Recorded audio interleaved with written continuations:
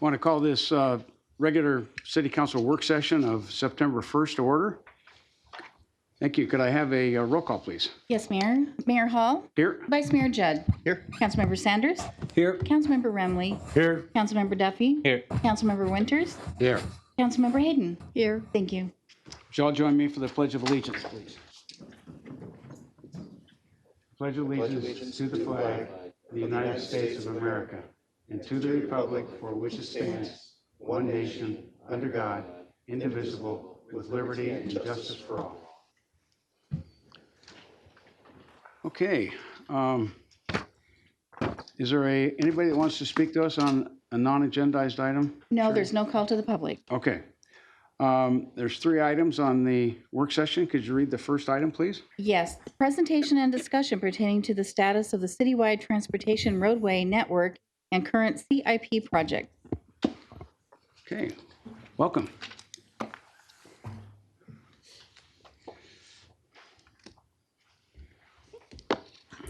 All right, good afternoon, Mayor and members of the council. We have the opportunity today, we'd like to show you an update of our capital improvement program and some updates of our transportation roadway network and some development that's going on and some roadway gaps we'd like to share with you. Okay. So the first, we'll give you an update of the CIP projects with Andrea, and we have Jeff Martin, our CIP project manager as well. And we're going to include a financial and status update and then transition into an overview of each of the different projects and just the status with each one.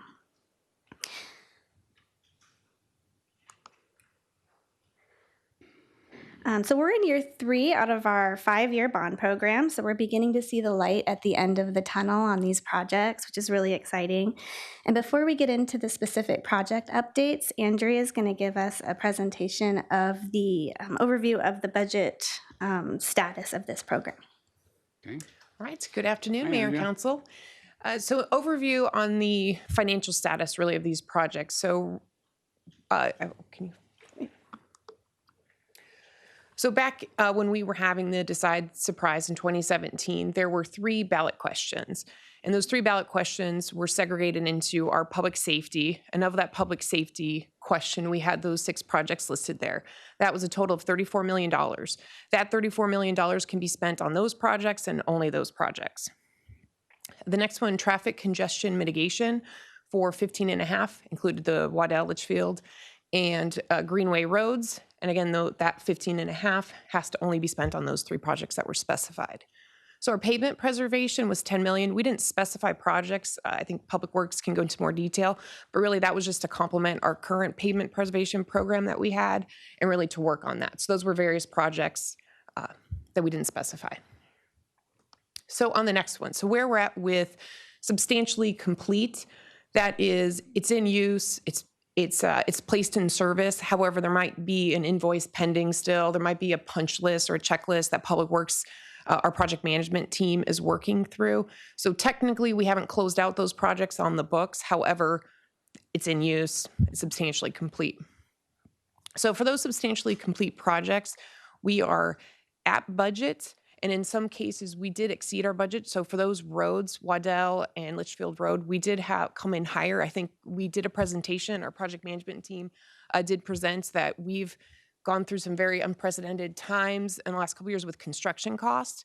So we did see an increase in those costs, and that was a presentation and a budget amendment that was brought to council to change the scope of those projects. Those overages did come from our transportation improvement fund that did not impact the GO bond funding or the money we have. When I mentioned in that first slide, overall we have X amount of dollars that can be spent on certain projects.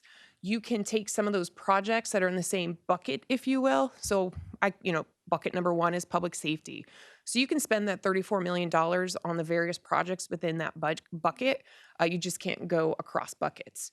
We also do internally have our city budget amendment policy that says if there's certain projects meet a scope, that has to come to council for budget amendment authority.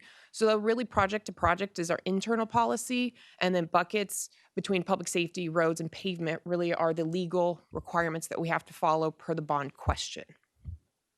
So we do have some design projects that are in design At this point in time, we believe they're on track to be on scope. Project management is working very hard, and I think they'll go through that in more detail.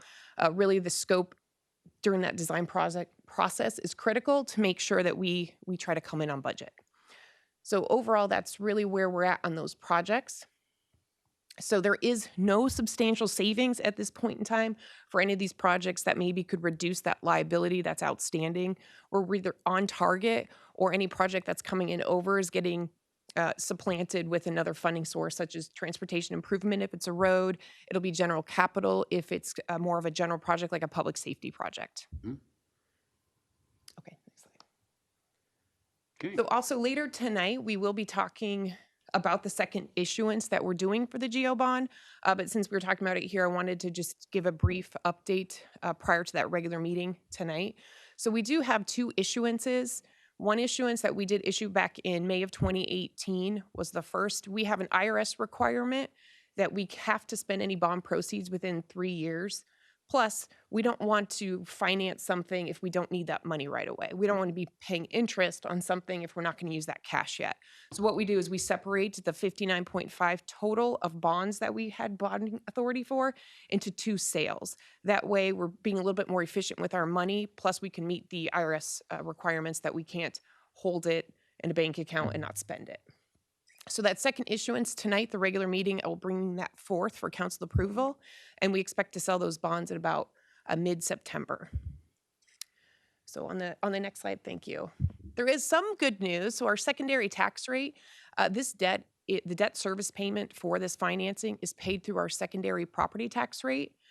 During our Decide Surprise, when we were going through the bond election, we did estimate a rate of 42 cents. So that was really 42 cents for every $100,000 of limited property value. So right now, due to lower interest rates than we had projected, right now for the 2018, we saw about 3% on that total interest rate. We expect to see about the same for this issuance that we're doing here in September. We had estimated 5 to 6%. So overall, we do expect to have those savings. And with those savings and the growth that we're seeing, we are able to have that rate be set at 388, and that is the rate that was adopted during the 21 budget process. So that will be the rate. So there is a little bit of savings there on the property tax side for the residents. So with that, did you guys have any questions on the financial update?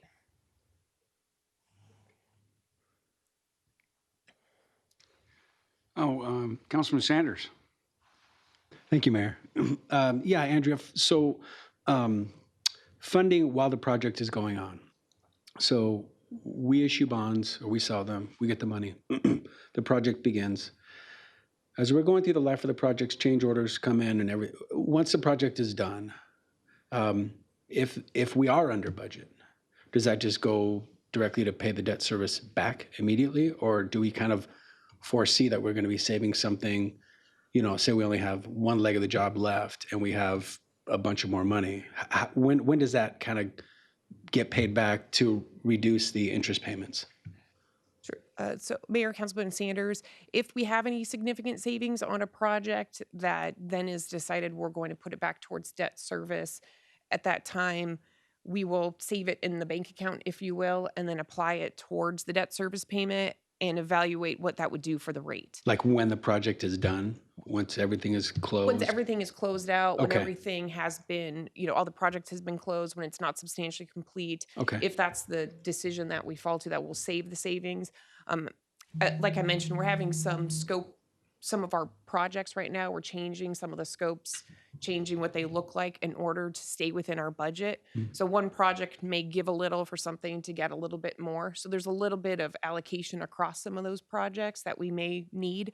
So we're evaluating that, but any savings that we do experience that we decide to put back towards the debt, it will fall to the account, and then that following year after that has been finalized, we will evaluate the rate that we have that we need to charge to get the money that we need to pay the debt service payment. Okay. So in those instances, if we do have significant savings, it would reduce the secondary property tax rate. Understood. Thank you.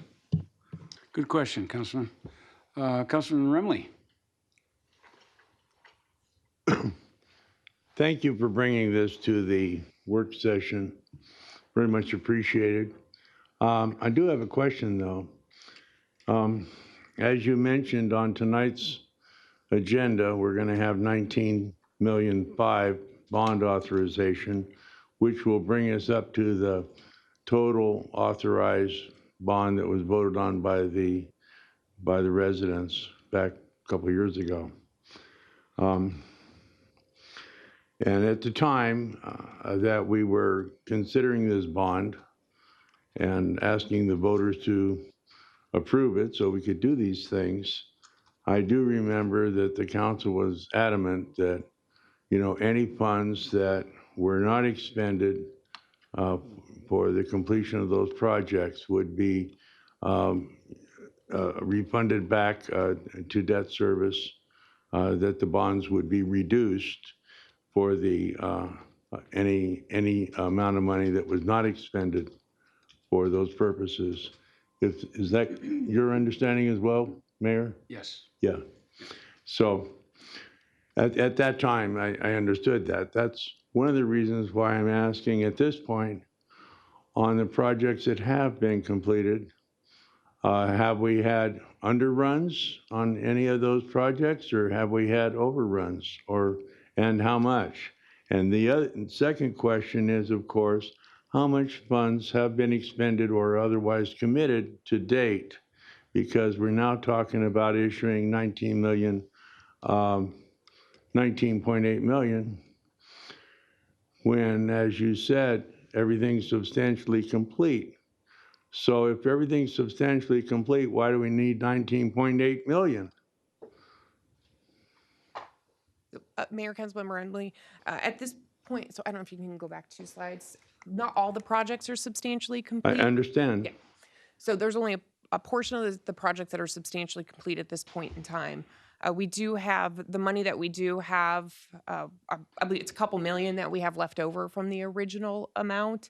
So it's a matter of, you know, balancing timing of right now interest rates are really low. It's a good time to sell bonds, as well as you don't want to wait too late to sell and then you run out of money, or you sell too early and then you have debt outstanding that you can't Understood. pay. So yeah, so we definitely are aware of that timing and trying to balance the cash need with the interest rate, the market, and everything else that's going on. So we're definitely aware of that and being mindful of trying to do the best and most efficient we can with it.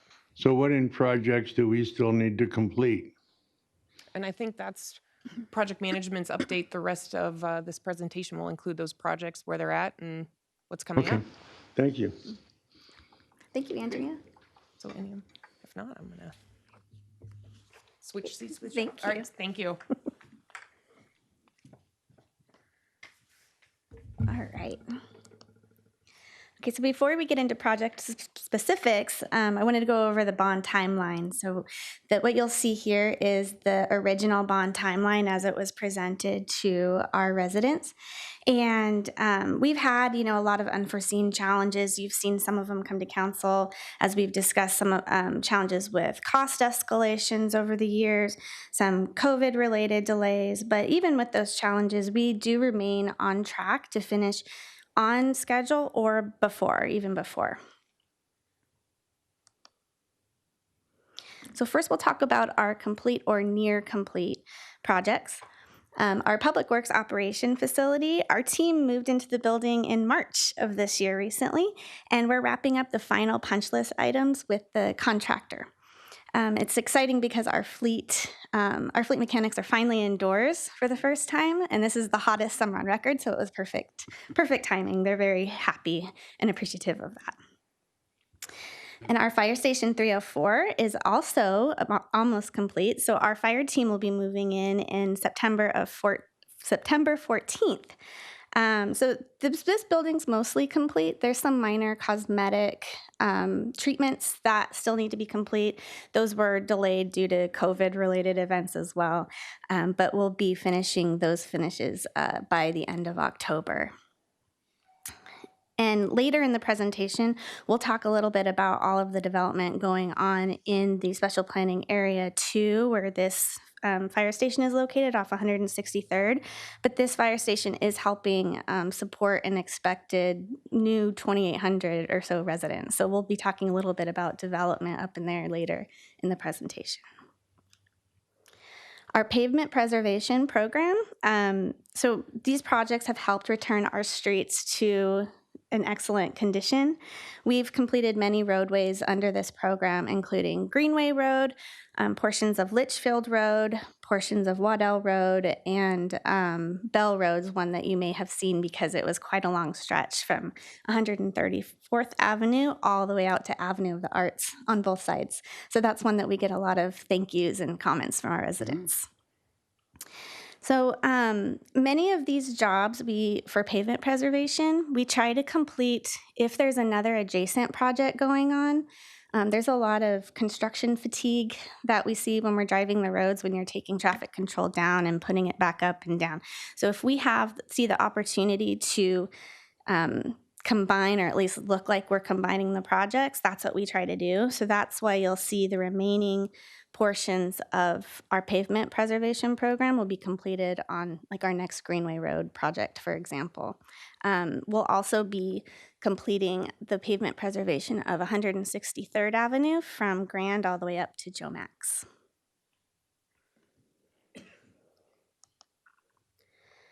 Okay, so into our public safety projects. Fire Station 308. This station's located near our city campus. It's adjacent to our newly completed Public Works Operations facility and our wastewater treatment plant. So this project is about 60% complete in design, and we're anticipating to start construction in late November of this year.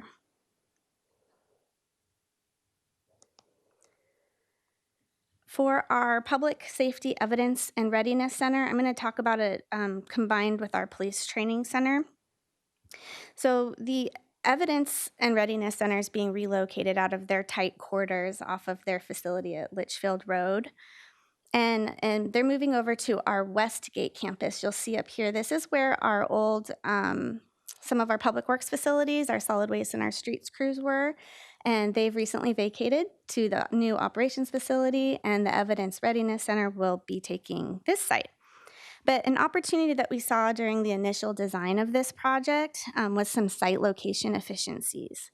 And we found that the existing building out at the Westgate facility, the one on the north, that building, we've noticed or realized that we can move actually the police training center to this facility.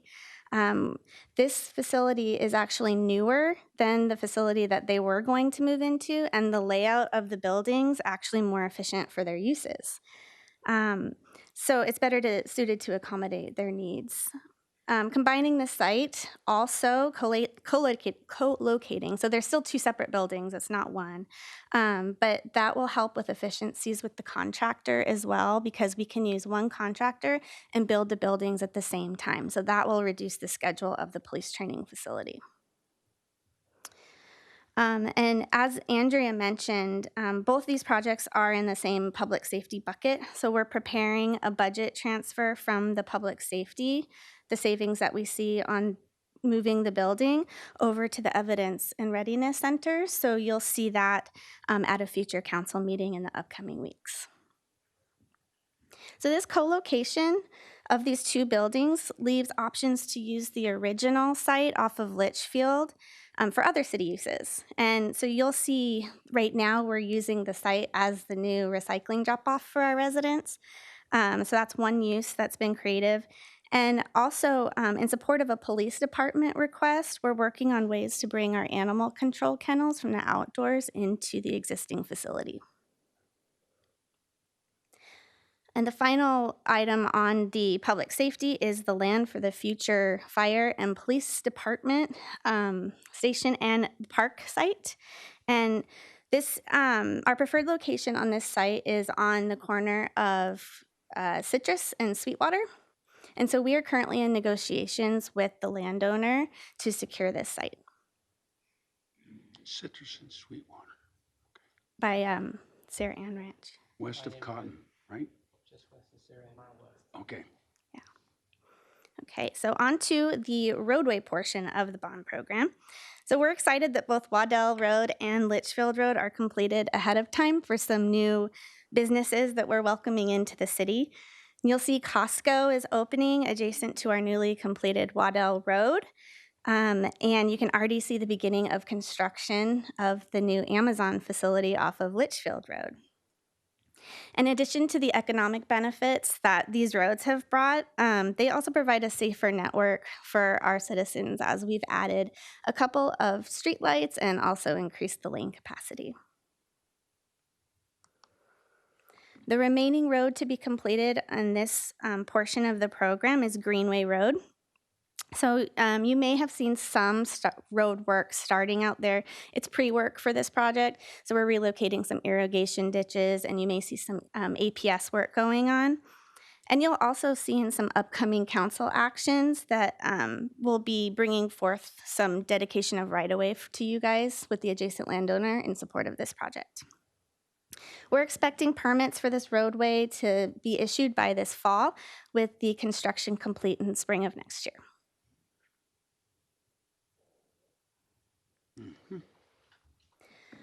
We also wanted to highlight some of our non-bond program. We don't get to see you guys too much, so we wanted to highlight some projects that are of note. So our Gaines Park Youth Baseball Field, that project is completed through the Federal Community Development Block Program. This project, the first phase includes a ball field, a new restroom facility, and temporary parking facility as well. Construction of this park is expected to start within the next 2 to 3 weeks and will be completed in late spring of next year. The Litchfield Road and Bell Road intersection, we did some safety improvements on this. This is one of our highest, or the intersection with the highest accident rate in the city, and we thought it was really important to do some modifications to improve the safety in here. So the safety improvements that we have provided includes addition of the flashing yellow arrows. You've seen some of those arrows going across the city. We're adding the flashing yellow arrows, and we're also doing some turn pocket modifications to help with that offset of the lefts. When you're turning left, it's easier to see when you turn, and increase some of the turn lanes, the length of the storage. So we were able to get grant funding through the MAG Roadway Safety Improvement Program on this project, and we'll be getting reimbursement of the construction dollars in the amount of about $344,000. The turn pockets have been completed, and the remaining signal work will be completed within this month. For our Kingswood Park streetlights, we recently completed a streetlight project in Kingswood Park where we installed 25 new streetlights to a section of the neighborhood. And although the schedule ran a little longer than expected due to some many rainy days that season, and some long lead items on some poles, we did come in about $160,000 under our original $350,000 budget, and that was achieved through some creative trenching ideas from our contractor. So that concludes our update of each of the projects. Do you guys have any specific questions before we Councilman move? Winters? Thank you, Mayor. Kristen, I'm just so excited about all these projects we finished. And thanks again to the residents for voting for this bond a number of years ago. I'm very saddened, though, we can't go big celebration like we used to do. Right. So maybe we can save all these up, and maybe 1 month we could celebrate every day a different facility. That's a fantastic idea. We would love to do With that. plenty of food, like the good old days. We just get Jeff to get rid of the virus, we'll be okay. But thanks to all our hardworking employees and our staff. This is amazing. I mean, we have done so much in the last 3 years. It's unbelievable. Thanks very much for your hard work. Thank you, Mayor, Councilman Winters. We're really excited about them, too. I agree. Councilman Duffy? Thank you, Mayor. First of all, Waddell looks great, before I say anything about Greenway. And everybody, I mean, it's just free flowing. Of course, we say that before Costco opens, so we'll see what that traffic looks like when that happens. But Greenway Road, are we anticipating full closure the entire time? Do you know like how long it'll be full, or just because I'll get asked, especially if schools start back up in October. So we're in the design phases right now, and we do have our contractor that is on board helping with some of that. So once we get into some of the more logistics and the actual construction timing, that's where we'll be able to identify what makes the most sense. Is it better to close it quickly? We made that same decision on Waddell Road, where we made the, weigh the pros and cons of the closures or not. So we'll do the same, and we can bring those forward to help with those decisions. Okay, thanks. Is it? Okay, thank you, Kristen. Just real quick question on Litchfield and Bell. They're working on the corners. So that's an ADA upgrade There'll be or some compliance? there'll be some of that, and then also they're getting all new signal poles as well to support some of the new infrastructure on those poles. Oh, okay. Yeah. New poles. Okay, got it. All right, Councilman Winters, you got another question? Yeah, again, if I may, Mayor, thank you. I just want to say that my constituents and Northwest Ranch are just really excited about Greenway. And we're got a full functioning traffic light there in the corner, correct? Greenway and Northwest Big Parkway. Correct. How long is it going to take before that whole thing's completed? Well, the estimate for the completion of Greenway Road was spring of next year. Late spring. Right. Okay, good. Okay, thank you. And typically the lights are some of the last things that you'll see turn on at the end of the project. Okay. Okay. All right, is that, you've No, got are you more ready to for some present, don't you? transportation? Yeah. Okay, let's move into the next. Thank you, Jeff. Thanks, Jeff. Lloyd's going to help me with any of the Good tough job, Jeff. questions today. Yeah, All there you right. go. So here we go into transportation. So I wanted to highlight before we get into any of the specific areas or specific projects, highlight that or bring to light one of the updates that Lloyd had brought to you guys in March regarding the MAG Regional Transportation Plan and some of our efforts that we've been working with MAG on letting them know what some of our priorities are. The process is ongoing right now with MAG, and they're in the selection process right now. So they're looking at all of the different cities and all of the different projects and weighing those against each other. In an effort originally by the team, we provided MAG a list of our transportation priorities in different categories, but just in the roadway categories alone, we identified 80 projects for roadway priorities. So today I'll give an update of actually some of the roadway priorities that were very important to note and remind the group of what we're seeing is the SR 303 Litchfield Road traffic interchange is a very high priority for us. 163rd Avenue widening and Peoria Road widening, and other priorities included our Cactus Road, Cotton Lane, Waddell Road, Happy Valley Road, Deer Valley Road, among many others. So, and we'll talk about a lot of those areas today, but by putting those into the regional transportation plan, that helps us plan for future funding of these, for federal grants, for some of the regional revenue streams like the Prop 400, state funding and local funding as well. So our first stop is Special Planning Area 1, Spot 1. So some of the recently completed projects we have on Marley Park, the south side of Waddell Road was recently completed as part of Marley Park. And also in Zanjero Trails, there's quite a bit of development going on in there, and they completed recently their side of Perryville Road and portions of Peoria Avenue. The areas up in purple on Perryville and Cactus, the west side of Perryville and the south side of Cactus are actually under construction right now by that phase of Zanjero Trails. So they're quickly closing the gaps in that area. District 3 has seen quite a bit of activity. And so we wanted to highlight, we do get some questions because there's so much development coming on what the status of these projects. So I won't go into on the other areas as specific as this, but I think this is a really important one to go through the status of each of these developments because it's like a puzzle piece. And this area is just really important for access for the residents that live in this area and also for the parents that take their kids to school at the surrounding schools, Paradise and Legacy, for example. So starting first, we have Heritage Farm. Heritage Farm has recently completed their portions of Waddell Road and 175th that recently came to council for acceptance. Rancho True to the south, it's Rancho True Gold and Mattamy. Those are in final design approvals. I do want to note, so these developments, they're all responsible for their half of their roadways. So they'll, as they come in, they're completing their half streets.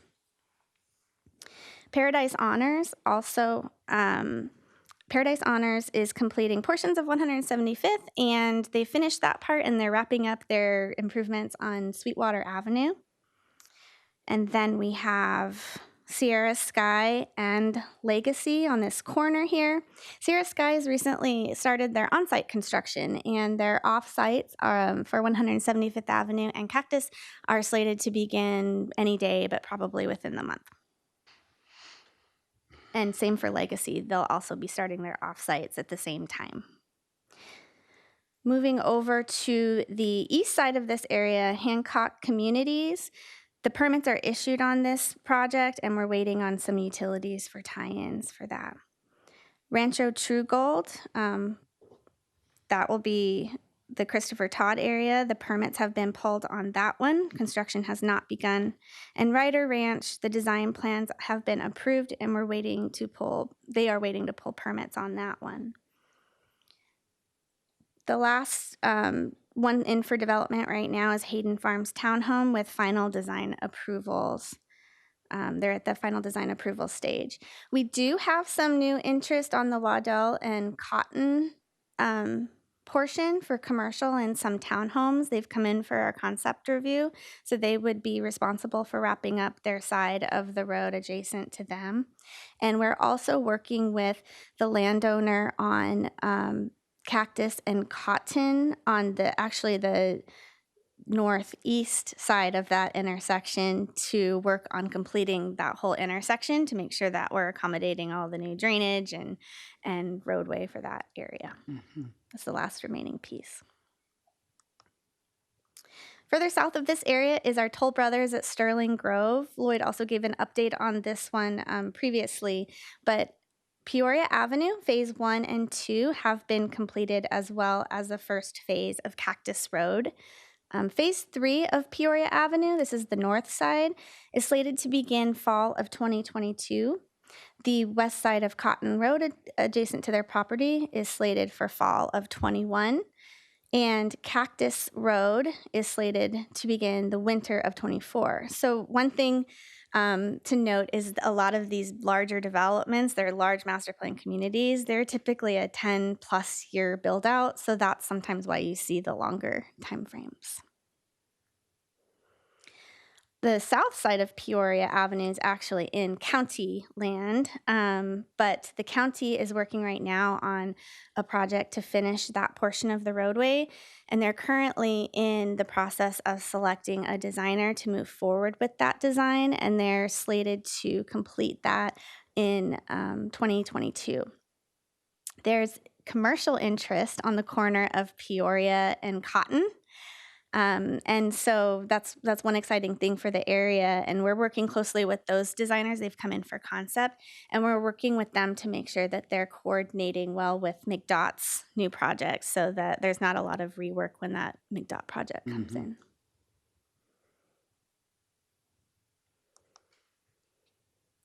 All right, so looking at the bigger picture of roadway gaps in SPA 1, a lot of our high priority gaps have been closed by our recent bond projects, so Waddell, Litchfield, and Greenway that we touched on earlier. Some of the remaining ones in this area is the north half of Greenway Road. So that part of the road, it's already has development on each side, so that will likely be a future CIP project of some type. And then we also have portions of Cotton Lane and Waddell just east of the 303, west of the 303, And that's a county island area, but kind of the same concept as you see the trend of just waiting on development until they come in. And then we also have the portion of the well site that would also be a future CIP project and relocating that site.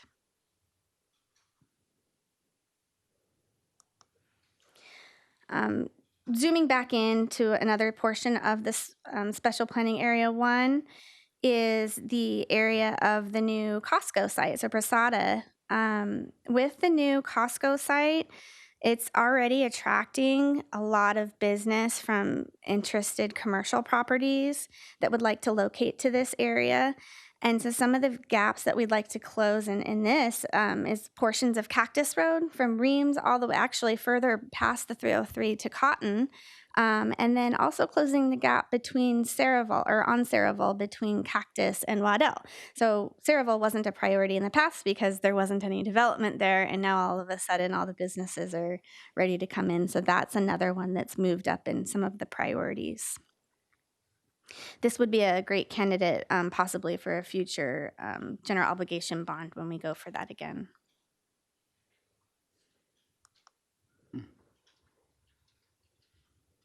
So now we're going to move into special planning area 2. So this is another area where we're seeing a lot of development. And one of our major transportation priorities that I touched on earlier with the MAG Regional Transportation Plan is our Litchfield Road 303 interchange. This project is under design.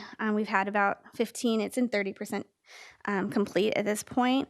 But we've also applied for recently a federal build grant to complete the design of this project so that we can set ourselves up for future grants for construction of that project.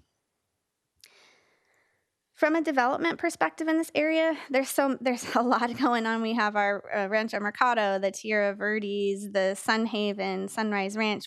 You've seen a lot of them coming in for approvals recently. As far as the roadway network goes, these are a couple areas in red here is where we anticipate the plan right now is to wait for development to come in to complete those roadways. The areas here in blue, these are roadways that are under construction, right? Or I'm sorry, they're in design right now. So there's actually quite a bit of roadways that are under design, either preliminary or in the final stages at this time. And then the areas in purple, that's on Happy Valley Road and 163rd, those are under construction right now, including that Happy Valley Road area. I have Happy Valley Road up here because we do get a lot of questions on this one because it's such an important roadway, especially as these new developments are coming in. So just a quick status update on that. Phase 1, 2, and 3, that's the areas in green, those are complete. Phase 4 and 5, now this is the north side of the road. Phase 4 and 5 is under construction and will be completed by next year. And phase 4 is in the final right-of-way and final permit stage right now. So then that's anticipated to start possibly in the fall of this year. Now, as far as gaps go for this area, it still leaves a few. We have a couple of them that we're still planning on as development comes in, but there are some, especially along 163rd Avenue, where there's already development there. So if we're in maybe some of the Wildcat subdivisions in the north, that may be something that would be a future CIP project. And also we have the south side of Happy Valley Road. That one is slated to be completed by future development as well. That would be something that could be a possible go bond project for us in addition. Okay, so our last stop today is our original town site. And while a majority of our gaps have been filled in this area, I'm going to hand it off to Mike Gent to just give an update of some of the recent development and the planning priorities in this area.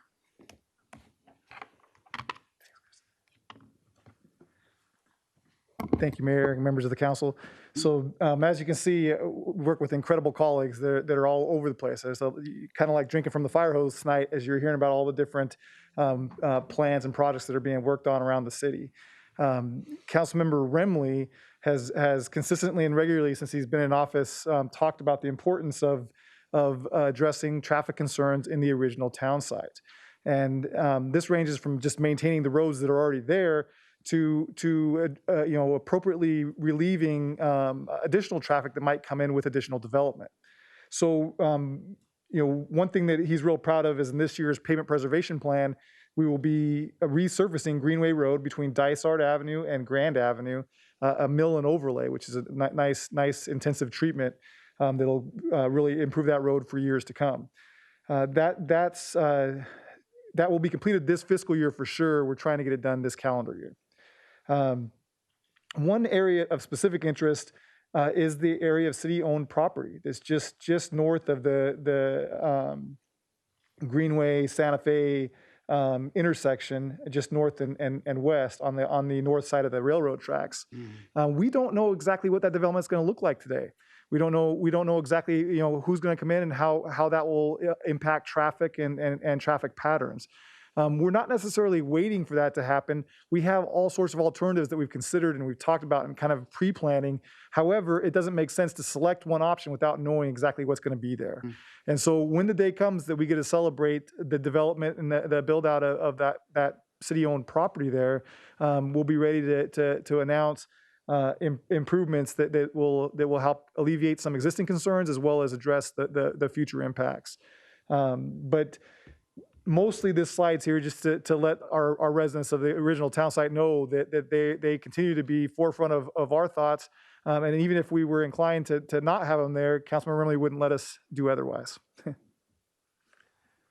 And with that, the incredible experts, I'm a part of their team, are available to answer any questions or comments you may have. Okay, I just real quick, Councilman Remley's and Councilman Duffy, you got questions, but why?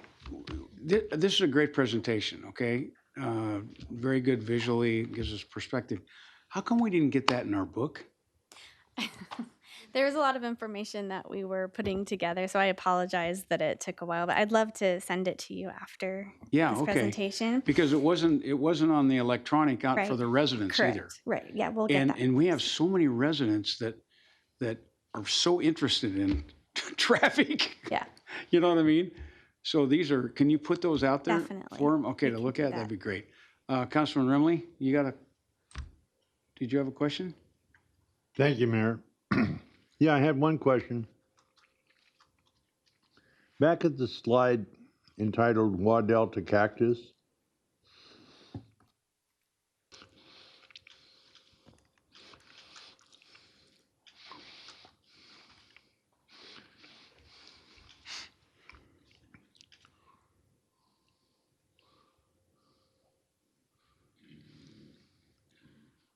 Further down. Yeah, not that one. Here you go. This one? There you go. On that slide, up at the very top, that green line along the south side of Waddell Road there. Right from 75th, 175th, headed east for about the first 50 feet, it's really, really awkward with a well site hanging out there and stuff. What is planned for that? Because, we're saying, oh, well, we're all done there, and we're not all done, not by a long shot. Right, exactly. And that was one of the gaps that that we've identified as well. So that's definitely been a talking point as we've been discussing all of the different gaps and how do we close them. And this is one where there is adjacent development, so we can't wait for new development to come in to fix it. We have recently. But we've got the new development there. Well, we've got yes. Heritage Farm, So Heritage Farms isn't immediately adjacent to it, unfortunately, because of the curve of the road. So technically, it is part of the other adjacent development as it curves through that area. We've recently had cost estimates to fix the well site, and to do that, it is quite a bit. So it's likely going to have to be a future CIP project, and we'll have to weigh that huge priority because that's a big one for our residents, especially as you are, like you said, traveling along Waddell. It is kind of awkward as you go through there, weighing that with the other priorities that we have. Right, because the improvements on the south side of Waddell there are actually meaningless with that item sticking out there. It's like, why do we even spend the money to put the paving in? Because you're not going to drive on that part of the road at all anyway, Yeah, we completely agree. So that was to set it up for when that area is fixed. So then we don't have to spend additional money later. Right. Okay, Yeah. thank you. You're welcome. Yes, Councilman Duffy. Thank you, Mayor. Thanks, Councilman Marilyn. Somebody else brought up the well but me. So I'm glad we see that. I've dodged it a number of times. And you're right. There's no development to fix that, and that is on Sarah Ann Ranch's property. So there's no blame game. I'm not going that way. This was done a long time ago. I won't even go into that part. Take me to see on this page, 175th and Sweetwater. To get that to go all the way through, do we know a timeline? Yes. So they're ready for permits at this point in time. However, they have not started construction, and I don't have a timeline for Hancock Communities, but Lloyd may. Mayor. Councilman Duffy, I don't have a timeline, unfortunately. A lot of it's dependent upon both True Gold moving forward. Mattamy Homes is actually taking that down. They've paid their impact fee for the sewer buy-in for Peoria sewer line interceptor. In conjunction with Hancock Communities, who's ready to move, they had all their approvals. The issue is now who's going to run the sewer from the intersection of Cotton and Cactus north to those sites. So all that is where Kristen mentioned the puzzle pieces. Well, we're still working on getting all those puzzle pieces to fall into place so that all this development can occur concurrently, and we can get the roads and the infrastructure in. So if you had to, would you say a year, 2 years? If you had to take a guess. I would say if we stay the way we are with the economy, I'd say within a year we should see that. We'll have to make one exception for a final plat coming through to allow that property owner to be able to move forward with approval of a final plat in conjunction with trying to put the property in escrow with a builder. So we're going to work those details out so we can get this moving forward. Okay. And then you're going to probably want this one too. Cactus and Cotton, that intersection. Now, is that what, did I see right? That's Toll's responsibility, or that they're taking care of that? Toll is taking care of their responsibility already for the southwest corner of Cactus and Cotton. Toll is also working with the city and has worked with the property owners to the north, as well as the property owner on the northeast corner, to try to come up with the permanent solution for the drainage in the intersection and utilities. We're still negotiating with the property owner in the northeast corner to be able to move that forward. So that's where we sit today. We're still pushing for that to get done.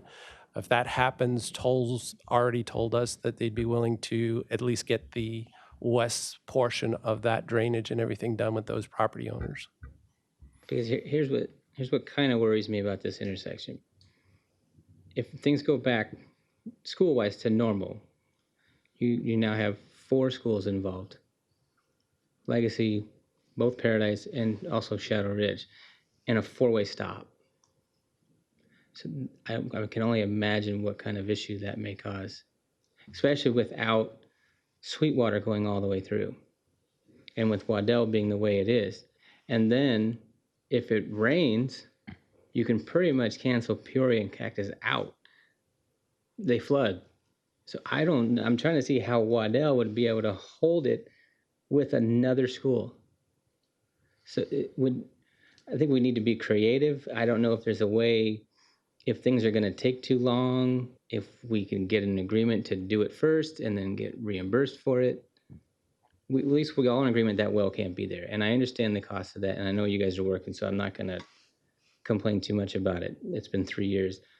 But Sweetwater, just for safety issues, because Paradise, I think that's going to be the entrance to their middle school. So then they'd have to U-turn back out and then come to this T with no light, just a stop sign. I don't know if they'll do a no left turn, which will probably be the safest thing to do. And then again, you're having everybody filter out on Waddell.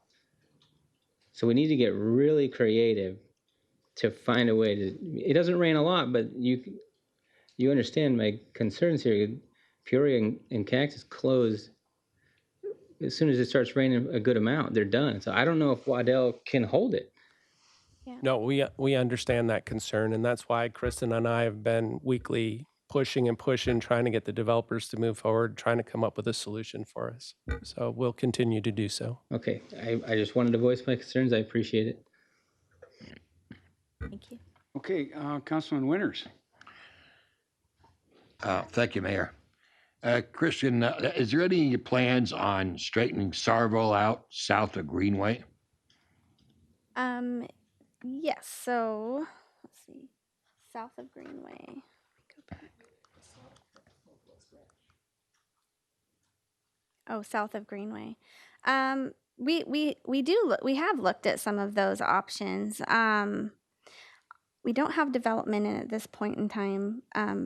But we have been talking with the property owner about taking Northwest Ranch and looking at how we can connect Sayreville and bring that down in a fashion that doesn't burden Northwest Ranch with more traffic going through. So Right. we're working on that. We'll continue to Yeah, work right. for a Well, solution that's for what they're that. concerned about, increased traffic. If that thing gets straightened out, people cut right through Northwest Ranch.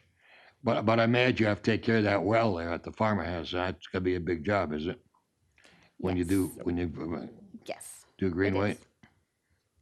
Let's see if I have it highlighted on our Greenway project. Doesn't go that far. Yeah. But yeah, so those are all, that whole area is, we're looking at that through our Greenway Road Design Project for the bond. Okay. All right, thanks. Okay, Councilman Remley. Back to where Councilman Duffy was at. That intersection of Cactus and Cotton is busy right now. I don't understand why we don't have a traffic light there as it is. So what is our plan for a traffic light? Mayor and Councilman Remley. So typically when we have these developments, we have recently been requiring in lieu payments from different developers that are coming in around to help pay for those. And but we also have a fund for signals where we can put in some signals each year to plan for. So we have all of our signal gaps that we keep track of and when they're warranted and when they aren't, and that helps us prioritize the signalization. So although we can't signalize every gap right away, that's where we try to bring in the development as well and make sure that we're gathering the in lieu payments that supplement those monies that we have for the signals. Well, you know, I understand what you're saying, but I also understand we're talking about public safety.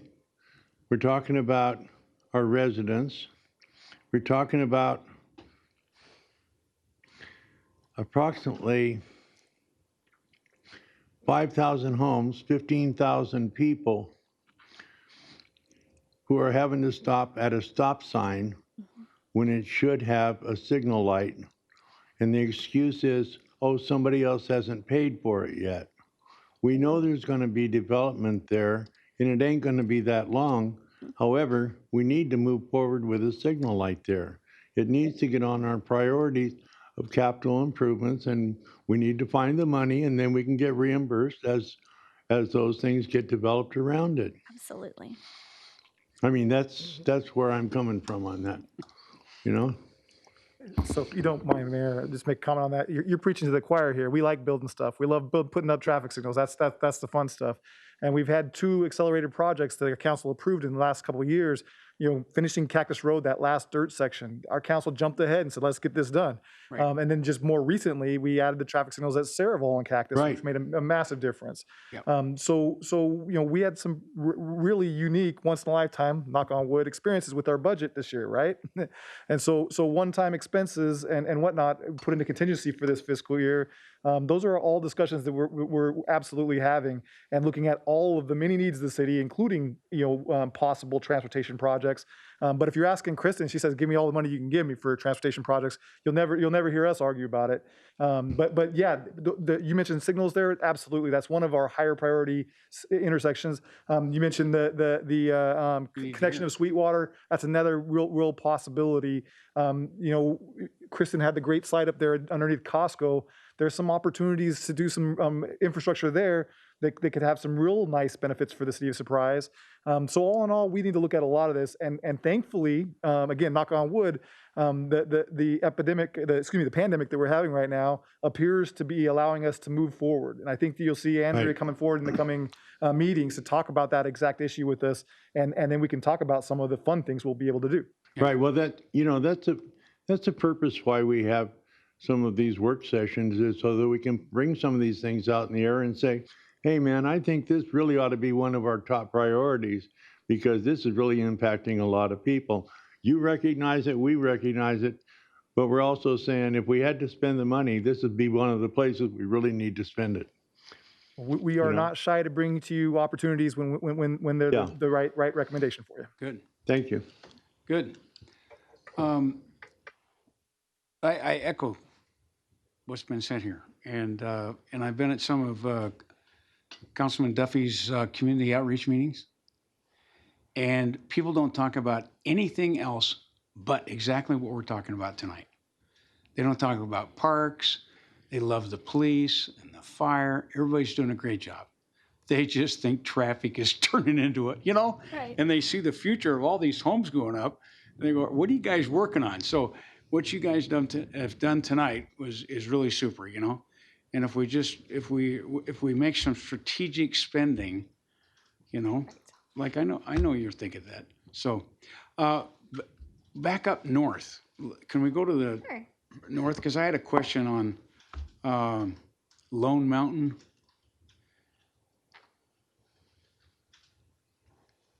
Okay, so Lone Mountain, you had that in a blue under design.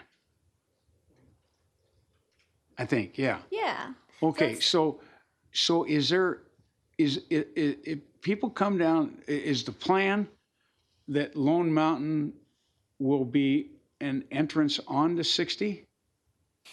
Yes, actually, they've just started some initial conversations with BNSF to talk about that. Really? Yeah. Okay, because On that the could, 203rd. 203rd. yeah, okay. That's, okay, great.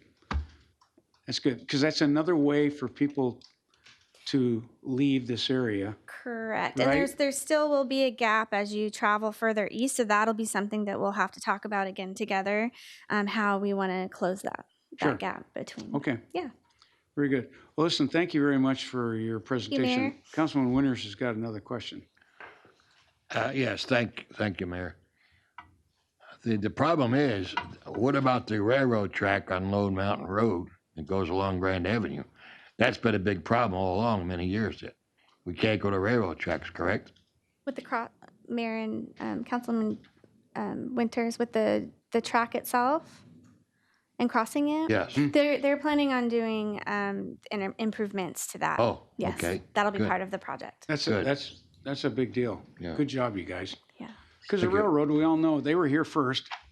And so sometimes their attitude is pretty fixed on what they're going to help us It's- with. you know? It is quite a long process. So that was one of the first things that the development has started on, is the discussions That's with great, BNSF. Kristen. Okay, I think that's it. Thank you very much. Thank Good you. job. Thank you very much. If you can send us that packet, that'd be great. Absolutely. Thank Oh, you. Thank you.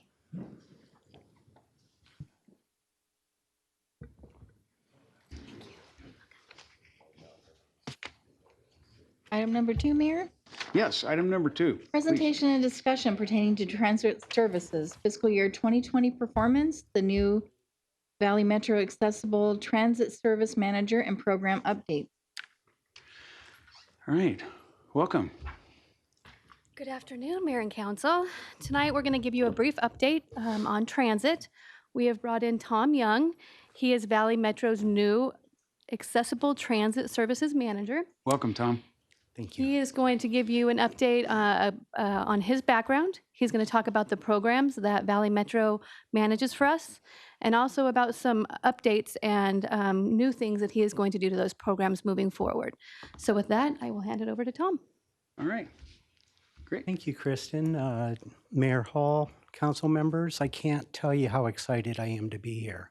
I actually started at Valley Metro February 24th, and I can actually say this is my first time I've got to come out in public and actually meet people. Really? Well, great. Everything's been done over WebEx since What a I've been surprise. No, I'm just kidding. here. So it's very exciting for me to actually be here and get to see everybody face to face. Just to give a little bit about my background, I'm not going to actually talk about my full resume, but I wanted to highlight a couple things that I thought was important. I actually started my career in transportation. I hate to say it, but it was over 40 years ago, as a mechanic in the Army. When I actually got out of the Army and went into college, I accepted a job to help support myself in social services. I actually worked vocational and residential programs for individuals with intellectual disabilities. This was right at the time, I was up in Washington State at the time. It was when the legislature was moving people out of state institutions and into community living. I was very quick to find out that it was a great job finding people places to live. The legislature did a great job finding people where to work. The place that they forgot is how to get people from home to work, which quickly led me right back into transportation, and actually started working at a private paratransit company. So let's roll about 38 years later. I've worked in small paratransit companies, large paratransit companies. My last place I worked was at MARTA in Atlanta, Georgia, where I was actually responsible for the entire fixed route system and the paratransit system. I spent half my career in the public sector and half my career in the private sector, and even spent some time in Washington State as a port commissioner at a small port. So I've kind of hit all around. One of the reasons I like to bring that last piece up is coming here to the Valley with my experience and 18 to 20 jurisdictional partners all having different ideas of what needs to be done. I have a lot of experience bringing people to consensus, both on the public and the private sector. And what's even more important to me, I think, is the majority of all of our services are contracted out to private entities at this point. So my experience on the private sector, I always like to tell my contractors, you can't pull anything because I've already tried it. So we have a good working relationship on that. So as Kristen said, I'm going to talk a little bit today about our ADA Complementary Paratransit Program. I'm going to talk some about our Ride Choice Program, what I've learned since I've been here, primarily on some performance standards, and then a high-level vision of where we're going to go in what I would call the near future. So I want to start with the Complementary Paratransit Program. I'm not going to go deep into this, but ADA Complementary Paratransit basically came or regulates agencies that provide regular fixed route service. They actually say if you have regular fixed route service, you have to provide a complimentary paratransit for people with disabilities that can't use the regular fixed route service. They have criteria that says when you have to provide the service, who you have to provide the service to.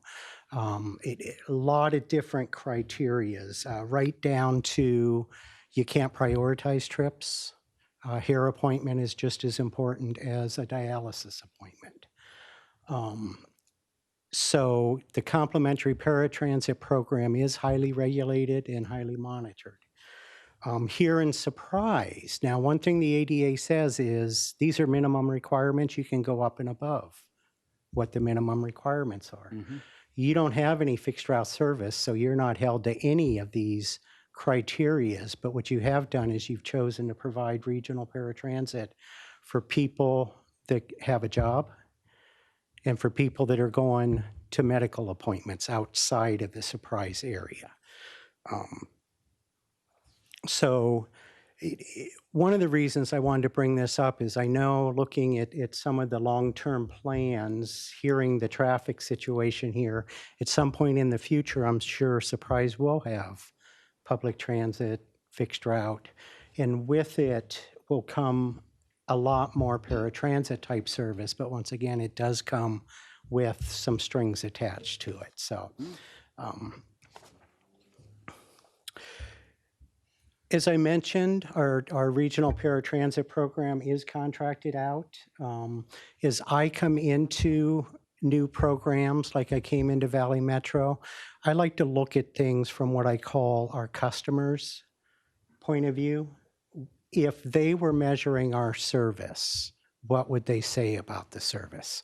And one of the important things for me is the on-time performance. In our contract, we have some pretty strict criteria. We define on-time performance for pickups of, if we tell you 9 o'clock, we'll be there between 9 and 9:30.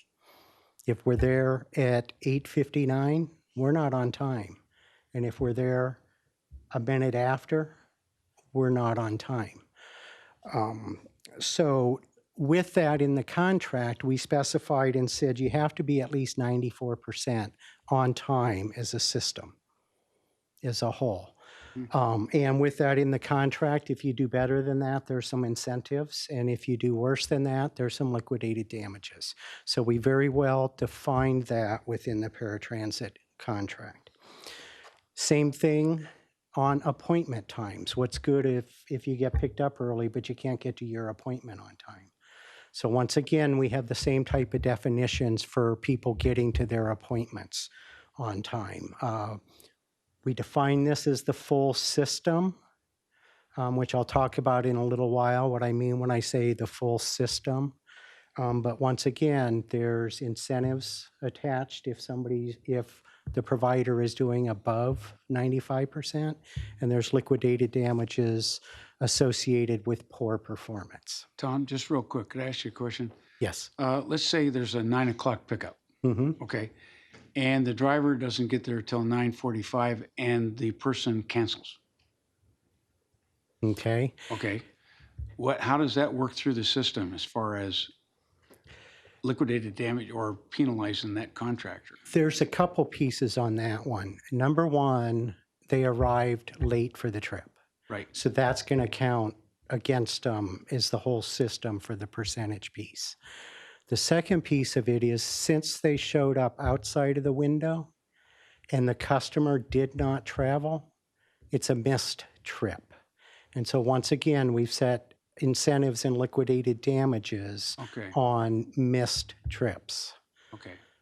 Because that driver has to, since it's canceled, he's got to put something in. He's been tasked to go pick this person up. Correct. Person cancels, he's got to put it in the system. Yes. It was a cancel. Correct. Right? And the reason why. And actually, we go through those and watch them. And if the person canceled at the door and they were late, we make sure that it's not marked as a cancel, but it is a missed trip. So we're actually required to keep track of missed trips by the ADA. Okay. And Dave gets all those numbers, right? He does. I'm going to talk a little bit about that in a minute. Okay, I'm sorry. So I hear Dave chuckling behind me. So moving forward, I'm going to talk a little bit about what I've learned since I've been here. And the first thing that I learned, this is kind of a chart of on-time performance as the data was presented. And what had been presented is, and I'm going to say what was analyzed, presented, is all trips that were actually performed. So they were actually picked up and taken to their destination. And then we'd look and say, was it in the 30-minute window? If it was, okay, it's on time. If it wasn't.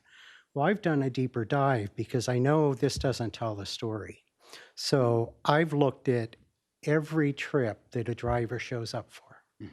You know, just like I said, if a driver shows up 15 minutes early and I say, I'm not ready, so just cancel my trip, I'm sorry, we didn't do our job properly. And once again, that's a missed trip. It's not on time. The original data didn't include that, and people weren't looking that deep. So we've done a deep dive, and you'll see that we've kind of, I'll talk about this in the ride choice also, but not to, the deep dive was to look and say, what's our cause of poor performance? I mean, in some of this stuff, you're looking, we're reporting 89% on-time performance, but if you're just looking at the performed trips, it's not telling the full story. So with that, I went through, and this is actually just on surprise regional paratransit trips right here. So it was right around March that I did this deep dive analysis. And I wasn't interested in going backwards and saying what's wrong, but what I was interested in is what does the data tell us and what do we do differently? So we took a high focus in two different areas. We also looked real heavy at early trips and we looked at late trips and tried to find the cause of both of those. I'm not going to go into the detail of what we found, but what I will say, if you look at this chart starting in March, there's been a consistent increase in the on-time performance pickups. Now, I wish I could say this is 100% performance, to lay everything out the way it is. With the COVID hitting, our demand definitely went downhill. So this is a combination of a lower demand, having additional resources on the road because of the lower demand, but we've put a heavy emphasis on on-time pickups to our contractor to include, we've asked them for a plan, an action plan to say, programs are starting to open up, our ridership is going to increase, how are you going to maintain this high level of on-time performance? That's a very interesting graph, Tom. And you got to dive into the data really Yeah. to figure out what's going on. Yeah, I know. So When you were hired, did they say there's no sacred cows, just fix it? Actually, I would reword that, and they said, you have so much experience, just let us know what you need. Yeah, okay. So, and I'm not a good one to hide sacred cows. So. Yeah, okay. Next picture or next slide is talking about the on-time performance for the drop-offs or for appointments.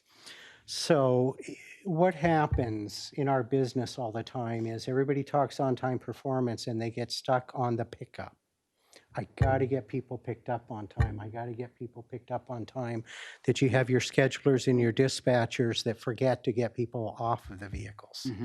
So they're saying, all right, I got everybody picked up on time, but now getting them to the appointment is something completely different. And that's one of the things that we saw, or I saw as I dove into this data is, you know, they were riding people longer than they needed to be on the vehicle. They were just trying to get everybody picked up on time. And our appointment times were suffering. So we, once again in March, did a heavy emphasis on not only picking up on time, but let's get people to their appointments on time. And you can see in this chart the exact same result of this is that people got to their appointments on time. Once again, I'll say I wish it was 100% performance. A lot of this is the reduced demand because of COVID right now and people aren't traveling as much. But it's a focus and we want to make sure that we maintain this level as It'll the come back. demand increases Yeah. again. So I had to add this in here and against David's better judgment at this point, but it's just a slide that says, so how does Surprise compare with the rest of the region? So I took the entire region of on-time performance, I backed out Surprise's trips, and I drew 2 lines. And what I would say is prior to March, you did not compare very well whatsoever because the service on-time performance for pickups was substantially less than the rest of the region. Once again, putting the focus on it, where I talked about the performance measures and I said it's system-wide. I must say, unfortunately, our contract right now is system-wide on-time performance and did not address jurisdictional on-time performance. But we're starting to take a focus with our contractor that says you got to do both of them. Yeah, right. You know, you can't take just because, and I'll use the examples of Surprise and Gilbert are the 2 far ends of our service area. You can't say, well, let's forget about them and do real good in the middle. It Right. doesn't work that way. Right, exactly. So we're taking a heavy focus on jurisdictional on-time Good, performance. Tom. Did you have a question, Councilman Winters? Did you want to ask something? Yes, I do, Mayor. Thank you. How you doing, Tom? Welcome to the West. I hope you like it here. I love it. Doesn't get much rain like in Georgia. But you know, Surprise, and you touched on it a little bit. Surprise has many unique problems. First of all, being so far west in the valley, and we're often thought of as the stepchildren out here. The other thing you had mentioned, 2 reasons why you could use paratransit. One, if you're going to use it to go to work, or one if you need it for a medical. Didn't we have a third reasoning here? If you have a lower economic standing, you could use this service also, or we no longer have that as a. Mayor, Councilman Winters, that is on the Ride Choice program. Ride choice, but not Yes. the paratransit. Correct. Okay. All right, good. I just have a tough time trying to digest if they're 30 minutes late, they're still on time. You know, and I'm sure you know, somebody calls and asks for a ride to a doctor's appointment, and they're 30 minutes late. A lot of times that doctor won't even see them. And furthermore, they'll charge them for the visit. More reasonable in my mind is maybe 15 minutes for traffic or whatever the problem is. But a lot of these rides are scheduled days in advance, sometimes a week in advance. So I really don't know what the problem is getting there on time. If you know the rides are on the schedule, and you know you have to be there, to stop brain surgery, you've got a time and date to be at a certain place, and it's scheduled 2 or 3 days, sometimes 4 days in advance. I can't see why it can't be met a little better than that than 30 minutes. If somebody asks for a 9 o'clock pickup, and the ride gets there at 9:30, and your reasoning and your assumption is, well, it's still on time, and it's really not. Mayor, Councilman Winters, exactly what you're saying right now is some of the challenges that are ahead of us. Some of the reasons, and I don't want to fall back and say, well, it's an industry standard, but you know, the idea of the paratransit program is shared rides, and so the 30 minutes is scheduled so that we can pick up other people going in the same direction. If in fact you're picked up at the end of that window and you're not on time, we have a problem with scheduling. And I think that's part of what you just alluded to is when we have the stuff days in advance, why doesn't it work better? That's some of the stuff that as we move forward, we got to fix with the contract. I haven't had too many calls from my constituents lately. Mainly you touched on it with the COVID-19. Many of disabled people that I have in my constituency just give up. They don't even try and go anywhere with the problems we have now with the virus. So hopefully when this goes away, if it goes away, we get back on track. And with you in the driver's seat, I'm really counting on you to change this thing around, because it's been, ask my buddy Dave in the back, he's sick of hearing my phone calls. But this has been an ongoing problem. And I like to, and you can see for yourself in Surprise, we have no transportation for somebody who doesn't drive or can't drive. And a lot of my constituents really depend on the service. Yeah. If this ever went away, I don't know what they would do. Thank you. Thank you. Just to add with that, one of the things when I was through my interview process, the last step, I actually met with the CEO of Valley Metro, and he got to ask me a few questions, but even more important, I got to ask him a few questions. And I asked him what his vision of the future was. And it's actually, I can say it's the first general manager of a transit agency that I've heard say something that I've thought all along, that eventually the ride choice or the paratransit type model will probably be the model of the future. Because, you know, the 40-foot buses, no matter, I mean, even in the middle of the city, they're just not working any longer. So it's time for us to build these programs right now that work before the growth really hits in. So that's my goal here. Yep. Yep. So, Councilman Remley, did you have a question? Thank you, Mayor. Thank you, Mayor. Welcome to the West Valley. You know, the on-time performance that you're showing us, this is so much better than what we had before. Oh, yeah. Years past, it was worse. But compared to your yardstick of incentives versus penalties, none of it seems to measure up. I do notice, though, in the last several months, and I don't know if you can blame it on the pandemic, I don't think you can. It seems like ever since you've been there, the numbers have come up. So maybe somebody's minding the farm, and we're glad to see that. Mayor, Commissioner Remley, thank you. I've been accused before of I don't let much slide underneath me, so that can either be good or bad. So.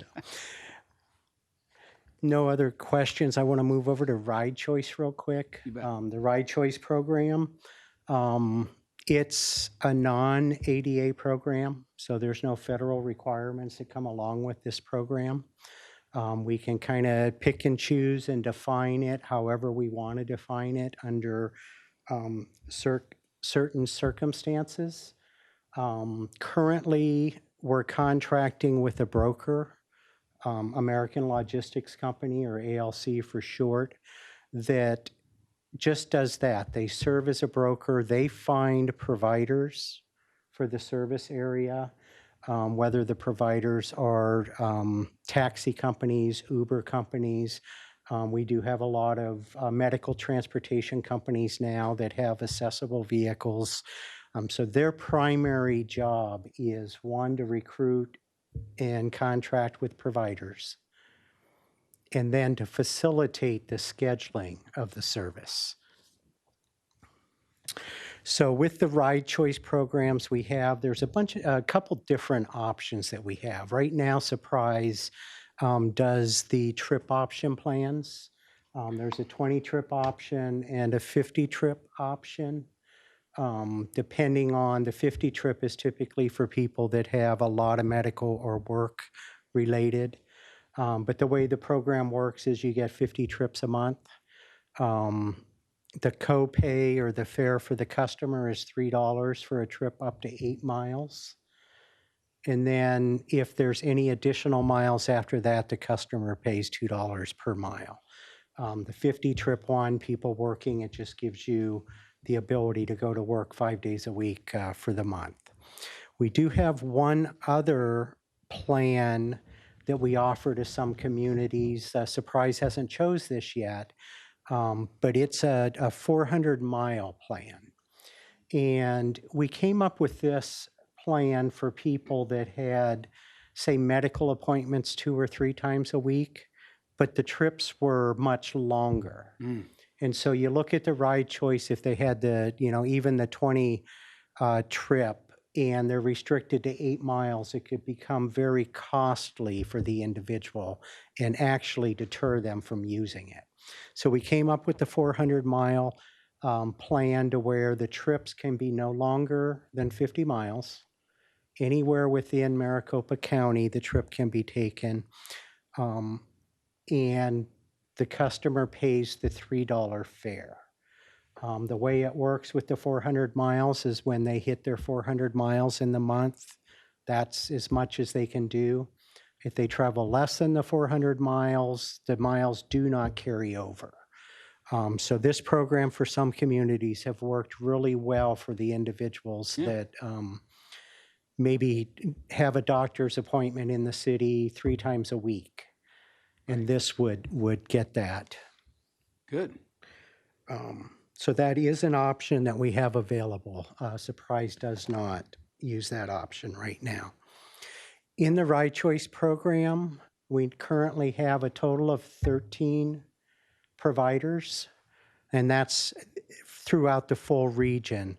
8 of those providers are routinely here or service Surprise. And I say 8, but when I see the list, I see 7. Technically, there is 8, but one of the companies owns 2 different companies.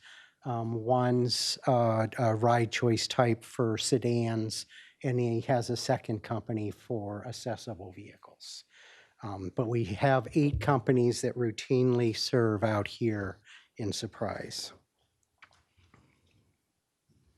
One of the things that was in the contract with ALC was the ability for people to schedule their rides just like with Uber. So either from a computer or your smartphone, you should be able to do everything without making a phone call. They've been working on that app, and actually I got to see a demonstration of it last week. And we downloaded and turned it to our IT department this week. So our internal IT department is testing the online web portal and the mobile app for scheduling rides to see if we can break it. Our plan is about 2 weeks, we're going to test it, make sure that it works. It includes collection of, the fare, the scheduling of trips. You can track and see where your vehicle is, if it's running late, running early. And then hopefully by the end of this month, I'm going to be more realistic. I think I put in here sooner, but by the end of this month, we'll be selecting a small customer group to start testing this and make sure it works. And before the end of this year, we'll be rolling it out to all Ride Choice customers. We do know that there's been some issues with contacting the broker, getting through on the phones. Weekends are especially an issue at this point. So we're really hoping that between the online portal and the mobile app, that is going to cure those issues that we're having, and people can actually get through to get their trip scheduled. One added note on the mobile app, I've used Ubers a lot, and this is actually easier to follow than Uber. And if I could follow it, it was a good thing, so. One of the things, and I think one of the things that our contract with the broker did not include is a lot of performance measures like our contract did with TransDev. So we're working with the broker right now to try to institute performance measures. Now, I'm sure all of you have worked with contracts before, and you have a contract in place and try to add something like a liquidated damage after the fact. It's probably not going to be very popular. But we're working hard to get something that will help hold the broker accountable. Right now, we presented some of the high-level performance measures to the ATS Partners Group. And they're both on pre-booked trips and then on-demand trips. Now, the on-demand trips right now, it says a pickup window of 0 to 45 minutes. We have a goal of making that 15 minutes. Once again, we're trying to modify a contract and it's not real popular, so we're taking baby steps towards that. So where are we on performance with Ride Choice? Let me get the right button going here. I've actually mapped this a couple different ways. On-time performance is usually, and I did it earlier in the presentation, I said 96%. Well, what's 96% mean? So in this chart right here, I've actually broke it down to the number of trips on time and actually used the way Dave looks at this and not only said on time, but said how many are 0 to 15 minutes? How many are 15 to 30 minutes? So it's kind of a range to really look at how things are going. So the other thing that was, it broke down to how many customers using wheelchairs and how many do not have to use wheelchairs. So you can see that the majority of the pickups for Ride Choice, both people that use wheelchairs and those that are ambulatory, are within that 0 to 15 minutes. But I can tell you, if you look at those that aren't on time, they're grossly not on time. So we definitely have our work there to be pulling trips closer in. Another look, and this one is in percentages, and looking just like I did with paratransit at everything is early, late, what is it? We have had some improvements over the last 3 months. Now, I have to say with the people that, or the providers that serve people using wheelchairs, they did a flip-flop. So they were having issues being late, and we put pressure on them and everything. And if you look at that blue line on the chart on the right, well, they're not late any longer, but look where they're picking up people early. So just like fixed route bus, I think early sometimes is worse than late. So we're working hard to get that happy medium together. And then just one other look that we look at for on-time performance. And what this shows is each one of the providers, how many trips that they did and what was their average response time. So where it says average OTP per minute, that's the average of I got the trip and this is how long on an average it took me to respond for the pickup. Working in averages, like I said, I'm not good at hiding everything. Working at averages, our averages look real good, but with any average, there's a high and there's a low. And that's the areas that we have to really be working on. So what's our vision for the future with all of this information that I just gave you at this point? Our TransDev contract, for the regional paratransit, it was a 10-year contract. It had a 5-year base. The 5-year base expires June 30th, 2022. It does have 2 extensions, one 3-year and one 2-year extension. With the ALC brokerage contract, it was a 6-year contract. It has a 3-year base. The 3-year base does expire December 31st, 2021. One of the reasons I'm laying that out is we're having lots of discussions right now on, we have 2 contracts that the base is getting ready to expire. Now, with TransDev 2021, that seems, or 2022, that seems a long ways away, but it's going to take a lot of work if we want to put this RFP back on the street. So we're starting to work on this right now. We had a consultant in earlier this year, right after I started, that actually did some benchmarking. They compared Valley Metro against 69 other transportation companies across the country, and then narrowed it down to 7 peers to gauge our performance compared to what the peers are doing. Long story short, what came out of that is we're pretty competitive and we're pretty efficient and effective compared to our peers, but we have lots of room to improve. They also looked at the Ride Choice program and looked at different areas where potential improvement could happen. I'm not going to go into the recommendations. I have to say I'm not quite bought off on their recommendations at this point because you may help one program, but it's going to harm the other program. So we need to come up with a solution that's a win-win everywhere. So kind of to come up with a conclusion of all of this, the consultants presented to ATS partners all of the benchmarking. I've kept people updated on the monitoring of on-time performance. And at our last ATS partners meeting, everybody showed a strong interest in reworking both contracts, not taking the extensions, but going back out to bid. One of the things that's very interested in all the partners is there a way that we can get both the ride choice program and the paratransit program to work together to choose the best options for the people versus right now, the way the contracts are set up, they're competing against each other. So people move to ride choice for the short trips, it has a negative impact on the paratransit program. We've already been to RTAG.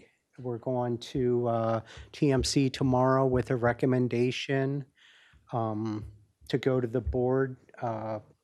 It'd be this month to allow us to develop an RFP and go back out to bid on both of the contracts and look at options. And we're not sure what the options are at this point, but to get the programs to where they'll work together to provide a better service for the entire valley. Next Tuesday is our next ATS partners meeting, and my intent at that meeting is to get all of us to start brainstorming to say, if we're going to do this, what do we want it to look like? So we're heavily into the planning process right now. Thank you. And thank you for your time. And Councilman Winters, you have a question or comment? Yes, I do, Mayor. Thank you. Tom, I just want to let you know, I don't know how often you talk to ALC out in California, but there's a number of different problems with those people. One of the biggest problems is if one of my constituents books a ride and their preference is total ride, and for whatever reason, ALC gives them Apache cab, which is pretty ridiculous anyway, since they're so far east of here. It takes them an hour to get here just to pick up somebody. And then furthermore, more than that is they never call the person to tell them, oh, we switched to because for whatever reason, and sometimes there isn't a reason. That's why it's real important to let them know who do you prefer. In my own experience with my constituents, even myself, that Total Ride is really the best of the bunch out there. And mainly one of the reasons is because they're located right here in Glendale. And I was always thought it was kind of absurd to have somebody in the Philippines or even in Utah trying to direct the traffic for transit in the city of Surprise. It just seems ridiculous. And I don't know why we can't get somebody locally. And when I mean locally, I mean right here in Surprise. Because those people don't even know what streets to go to. They don't have an idea of how far it is from point A to point B. And that's another problem in the West Valley. Things are spread out here. We're not close like the East Valley. It takes us a good, 15, 20 minutes to get from point A to point B. So, and the other problem I hear a lot about from my constituents is when they call Ride Choice to get a ride, they're on hold for 15, 20, 25 minutes. And I think that's totally ridiculous. They don't have enough operators to answer the phone. They ought to hire some more. God knows they're getting a good chunk of money from the city of Surprise for that service. And it's not much of a service when they're going to last that long. So those are some of the really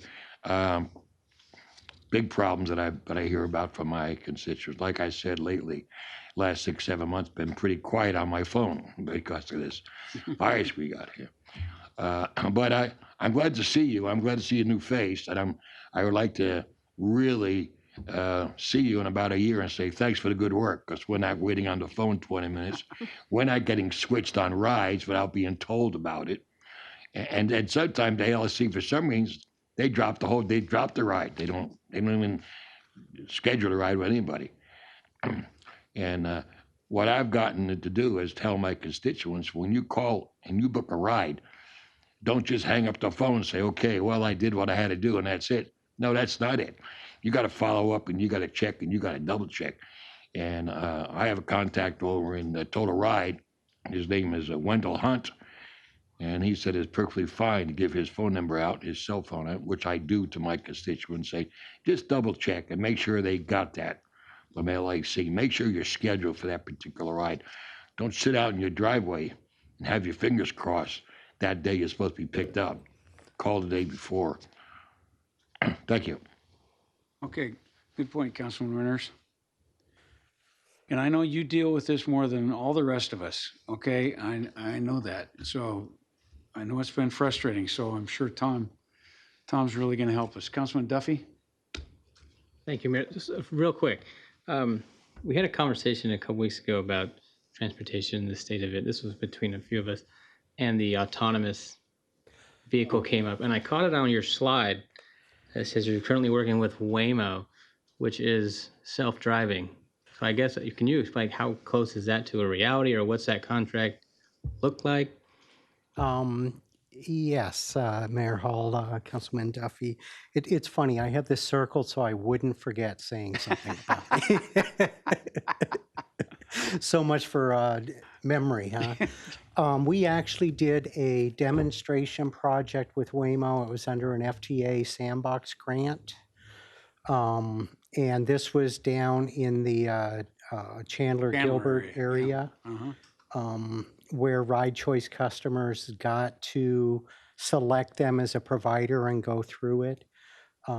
We're finishing up the report to FTA right now, and actually Waymo has stopped providing any service through the pandemic, but it looks like in October they're going to kick back up. ALC and Waymo are in the final stages of getting a contract between the two organizations. Which was interesting enough because Waymo is so protective of their technology, and we want everything to be transmitted tripwise electronically. But we're hoping by the end of October there will be a contract in place, and Ride Choice customers will be able to start using Waymo where they're set up with right now. Okay. Okay, wow, closer than I thought we were. Yeah, it's moving pretty quick. All right, thank you. Glad you brought that up. Councilman Winters, did you have another comment? Yes, thanks, Mayor. But there is a caveat there. Waymo has no accessible vehicles. Mayor, Councilman Winters, they actually do have some prototypes out. That's the last time I went to one of those shows 2 years ago. Yeah. They had no accessible They vehicles. have a current prototype out, and I think they're maybe bringing it to this area to see here before the end of the year. I'd like to see that. So I can get a hold of you and make sure that you're there when they bring it out. So You know where I live, so I'll be glad to be there. I was going to say my last statement is I'm going to look forward to maybe in 8 months from now. I heard a year, but I'm going to say 8 months from now being back here to hear that. Thank you. So Yeah, great. Thank you. Great, Tom. that's my new goal. Yeah, thank you very much. Thank you. And welcome, like everybody else said, welcome to the West Valley and welcome to Valley Metro, you know. I really like your data-driven evaluations. We need that. It needs to be clearer, you know? So appreciate it. Thank you. Thank you very much. All right, thank you. Dave, just a minute. Yeah, City Manager, you have something you want to? Yes, Mayor and council members. Some of you know this, some of you don't, but after 19 years, this is Dave Colbeck's, probably his last meeting. He's decided to write another chapter, go play more golf, and go to another Cardinals game if they ever have fans again. I would also say, just thinking back 19 years, think of all the projects that David Colbeck has been involved in when it comes to not only transport. I think you were hired in it completely, but finance originally.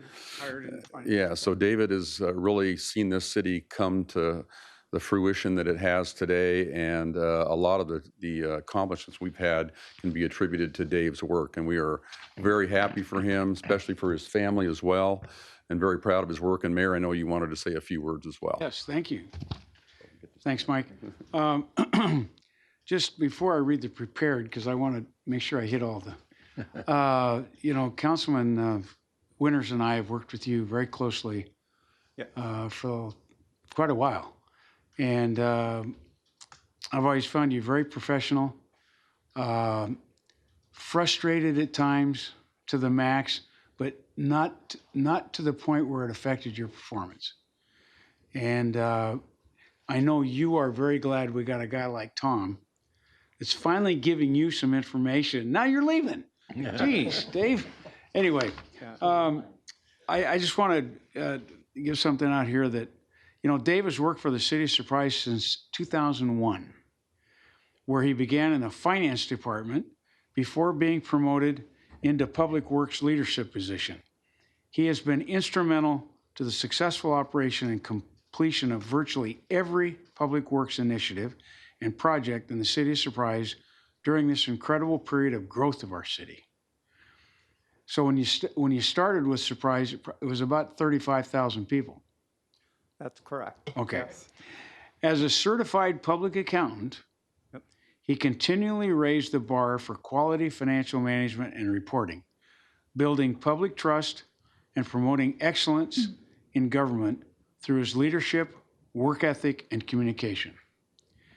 Dave has raised the profile of the City of Surprise around the region and state, and that's no kidding, through his involvement with the Maricopa Association of Governments and Valley Metro, as well as being actively involved in multiple professional organizations, including the Government Finance Officers Association of Arizona, Society of Certified Public Accountants, and the American Public Works Association. He also served his fellow colleagues for many years on the 457 Deferred Compensation Advisory Group. I forgot about that, Dave. That's very excellent. Providing strategic investment oversight, as well as chairing the employee project team that helped the city evaluate and move to a self-funded health program, which is another milestone for our city. He has earned multiple recognitions during this time, including the City Manager's Service Award for his outstanding customer service in leading the city's transit program, communicating and resolving rider issues, and we've had a few of those, huh, Dave? And improving the transit services offered in our community. Dave's many contributions has built a legacy and made an impact that will continue to help the city team move forward for years to come. We're going to miss you big time, Dave. Thank you. Thank you, Mayor. Thank you, Council. Mike, could you join me for a picture? I Diane, appreciate it. Diane? Oh, okay, she's coming. Okay, good. We'll see you at the party, Dave. Hey, that was supposed to be a surprise. Oh. Well, it ain't no more. See, that's the answer. Now, you can make a speech if you want to. See, Jeb, when people-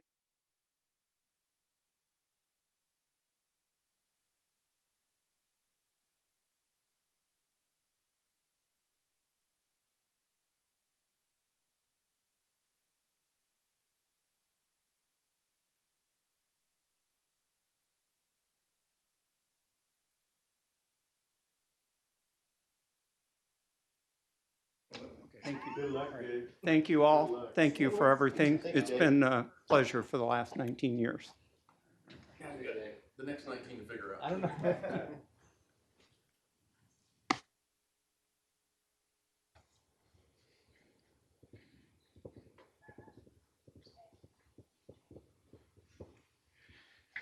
All right, very good.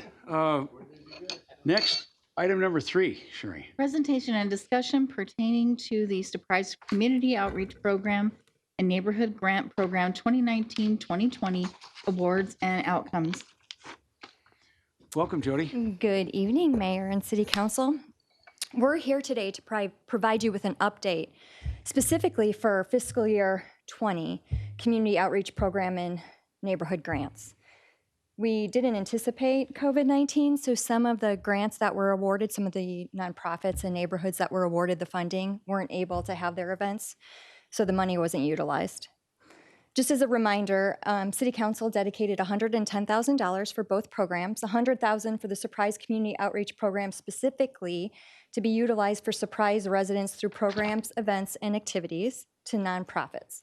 The second is the Neighborhood Grant Program, $10,000 you allocated for that funding for individuals, HOAs, neighborhoods to put on events mostly that increase community spirit through improvements, preservation, and parties, social, cultural, and recreational initiatives. As a reminder, in essence of your time, because we've gone long, community outreach program guidelines, you must be a 501c3, submit a new application every year. The events must take place in surprise, reporting is required. We give them money based on a reimbursable basis, so they have to provide the funding for their events up front, and then we reimburse them, and the maximum award per nonprofit is $10,000. So here's just a little overview of those nonprofits that received the Surprise Community Outreach Grant funding. We awarded New Leaf $7,500 for their domestic violence court advocacy program. They were able to utilize all of the funding. Banner Alzheimer's Foundation, with many thanks to City Council, Banner was able to open the first Memory Cafe in Surprise. They requested $5,000 and they utilized their funding. Cancer Support Community Arizona was awarded $7,500. Chance Shelter of Surprise was awarded $4,000. Eve's Place was awarded basically $2,700, but their event was canceled due to COVID. Heart Pantry utilized the full $6,000, that was awarded to serve approximately 50 surprise residents with food, backpacks, bikes, socks, toiletries, Christmas gifts, and hygiene products. Lutheran Social Services of the Southwest was awarded $7,200. They utilized all their funding. One Step Beyond was awarded $6,500. 205 surprise residents were awarded, but the implementation hasn't been completed due to COVID-19. Radiant Church was awarded $5,000 for their Night to Shine. They utilized all their funding. Rotary Club of Surprise was awarded $5,000, but their event was canceled due to the pandemic. Seeds of Hope International Ministries was awarded $4,000. Senior Citizens One Step Information Center was awarded $1,500. 20 seniors were served. 150 meals were prepared and delivered daily by our volunteers. Spencer's Place was awarded $6,091 for their coffee shop that employs adults with intellectual and developmental disabilities. They utilized all of their funding. Surprise Young Life was awarded $2,500. They utilized all of their funding. St. Vincent de Paul was awarded $5,000 for rent assistance, and they did utilize all of their funding. The Clothing Shop was awarded $6,500. They utilized their funding. I always forget how to pronounce this. Reveille Foundation was awarded $7,500. They utilized their funding. West Valley Arts Council, $1,500. They utilized theirs as well. Whams on Wheels was awarded $4,000. They utilized their funding. Youngtown Community Fund, $5,000. Even with COVID-19, they actually seen an increase in clients. They utilized all of their funding. So for the Neighborhood Grant Program, we set aside the $10,000. Unfortunately, we weren't able to utilize all of it due to the lack of applicants, but we did award Sarah Ann Ranch $4,599. Their first event was canceled due to the pandemic, but the funds were utilized to purchase an outdoor home theater system, project stand, and generator for future events. Sarah Ann Ranch Mountainside was awarded $1,750. Also, they were going to have an event with local food trucks for the community to build the community camaraderie, and that event was postponed due to the pandemic as well. In summary, with the $110,000 investment that you provide, 22 local nonprofit and neighborhood groups were supported, which led to 30,595 people served through both programs. That's great. Yeah. Very good. Before Councilman Remley, Jody, I just want to ask you, What kind of notice do we give people to apply? Is it 60 days? Do you put it out there 60 days ahead? On an average, we do. Yeah, Councilmember and Mayor Hall, it depends on the year. This year, we gave them a shorter amount, so they had about 5 or 6 weeks application. Last year, for these grants, it was about 8 weeks. Yeah, okay. notice. Yeah, I know. We give them plenty of lead time. That's right. Okay, and there's an application that needs to be filled out, and there's certain things they need to provide, right? And there's a whole checklist. It's not, they don't have to guess, Yes, sir. right? That's And correct. so, and there's a cutoff time.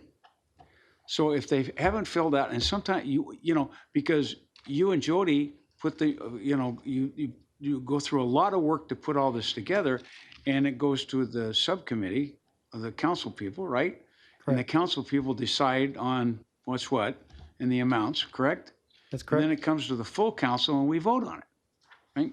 That's correct. Okay, but if you guys don't get the right information, if things aren't filled out right, if you don't get the 501c3 certificate or whatever you need, okay? And then you can't move it forward. It's that simple. That's right, Mayor So when Hall. they do it, when people do it late, well, I'm sorry, we gave you 60 days or, at least 6 weeks telling you, okay, within this 6 weeks, please do the application, right? That's right. Mayor Hall, Okay. it's very explicitly laid out in our application, which is found online. And if it's not complete application by the deadline, which is 5 o'clock, so our new grants were due yesterday at 5 o'clock. Yeah. If it's 1 minute late, it's late and it's Right. not accepted. And if So- it doesn't have all the information that you've requested, it's on a checklist, That's correct. it can't qualify. Okay, anyway, Councilman Remley. Thank you, Mayor.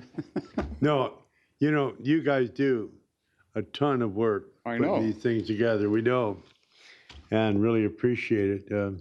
My question was, given the unusual circumstances of this year, a lot of these grants weren't utilized. What do we do with the money? So Mayor Hall, Or Councilmember. what is the plan for that? So, Councilmember Embley, actually, the majority of the money was spent, and because most of the groups received their money in early 2019, so July, September timeframe, August. So most of them had already spent their money. There's only a few that did not. So, like the Rotary Club of Surprise, for example, Taste of Surprise was canceled. They didn't spend their money.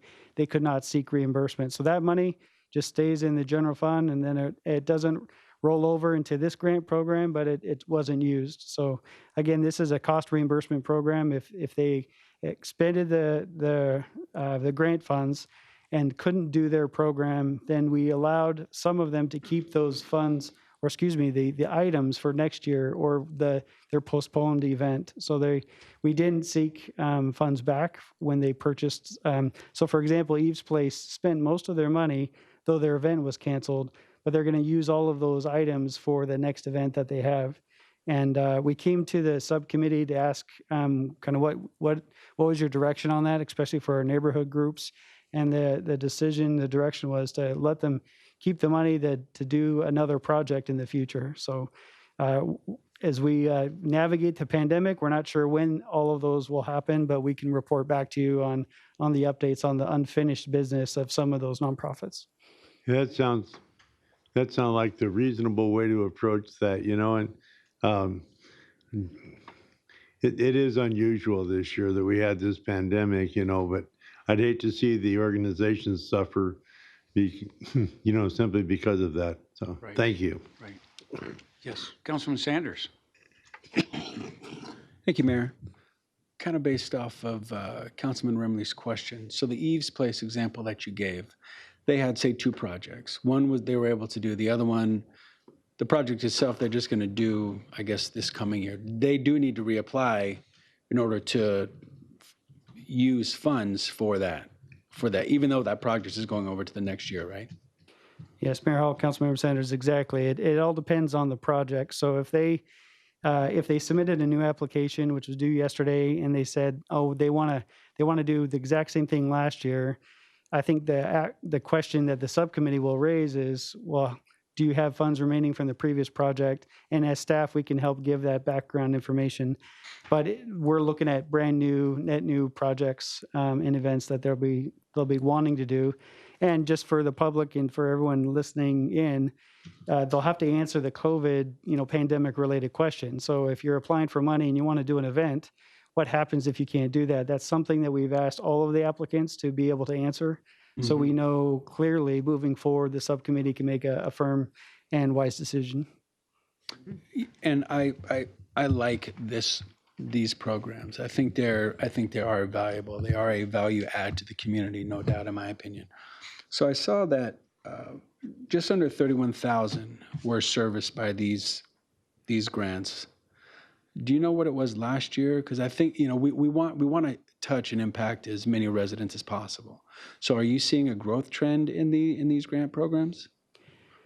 Yeah, Mayor Hall, Councilmember Sanders, that's a really good question. So the numbers are hard to decipher from year to year because it's not totally comparable, apples to apples, for example. So last year we had about 11,000 served compared to this year, though we didn't count, when a neighborhood group like an HOA received an award that benefited the whole HOA, we didn't count all 900 homes in the HOA, for example. So when the West Valley Symphony received an award, we didn't count the average 1,200 people that came to their event as surprise residents. So it all kind of depends. But in general, through Jody's work and then through our connections with all of the nonprofits, we're excited to have a lot of nonprofits want to serve the city. That's a good thing. Yeah, I agree. In the last several years, we went from 7 applications to 35 applications last year. They want to come serve us. It makes your job very hard. So I'm not apologizing for that, but it's because they have identified needs here, and that's what we ask them. So how do you want to serve our residents? What are the greatest needs? Look at the needs assessment. We hope that they use that data to drive some of their applications. And how do you build community? That's the ask. And we've seen enormous success and response from the nonprofit community. Good. Very good, you two. Thank you. Very good. I'm just kind of questioning that Sarah Ann Ranch deal, but no, I'm just kidding. Anyway, no, good job, you guys, and appreciate the update. Thank you very much. Thank you. Okay, so this is, I'll ask for a adjournment of this work session. Make a motion, we adjourn the work session. Second. Been moved and seconded. All those in favor say aye. Aye. Aye. We are adjourned.